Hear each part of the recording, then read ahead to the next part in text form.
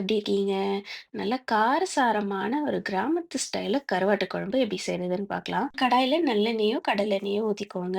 கடுகு, சீரகம், பெருங்காயம், கருவேப்பிலலாம் பொரிஞ்சதுக்கு அப்புறமா பூண்டு சேர்த்து நல்லா வதக்கிக்கோங்க. அப்புறம் சின்ன வெங்காயம் பொடிவா நறுக்கி வச்சிருக்கேன். அதையும் சேர்த்து நல்லா வதங்குனதுக்கு அப்புறமா தக்காளி சேர்த்துக்கலாம். கூடவே நம்ம காயெல்லாம் சேர்த்துக்கலாம். நான் இன்னைக்கு முருங்கக்காய், கத்திரிக்காய், உருளைக்கிழங்கு மட்டும் சேர்த்துருக்கேன். உங்களுக்கு வேற எதனா காய் வேணும்னாலும் நீங்க ஆட் பண்ணிக்கலாம். நாட்டு காய்கறிகள் எது வேணாலும் சேர்த்துக்கலாம். மூடி வச்சு ஒரு 2 நிமிஷம் கழிச்சு வேர்க்கடலை நான் ஊற வச்சிருக்கேன். இந்த இடத்துல நீங்க மொச்சை கூட சேர்த்துக்கலாம் நல்லாருக்கும். கொஞ்சமா மஞ்சள் தூள், அப்புறம் குழம்பு மிளகாய் தூள் சேர்த்துருக்கேன். இல்லன்னா நீங்க தனித்தனியா கூட சேர்த்துக்கலாம். அப்புறம் உப்பு மட்டும் கொஞ்சமா சேர்த்துக்கோங்க. ஏன்னா கருவாடுல உப்பு இருக்கும். தண்ணி ஊத்தி நல்லா காய்கறி வெந்து வர வரைக்கும் மூடி வச்சு குக் பண்ணுங்க. அதுக்கப்புறமா நம்ம புளி தண்ணி சேர்த்துக்கலாம். புளி தண்ணி நல்லா கொதிச்சதுக்கப்புறம் கருவாட சேர்த்து ஒரு 5 மினிட்ஸ் மட்டும் குக் பண்ணி இறக்கிடுங்க.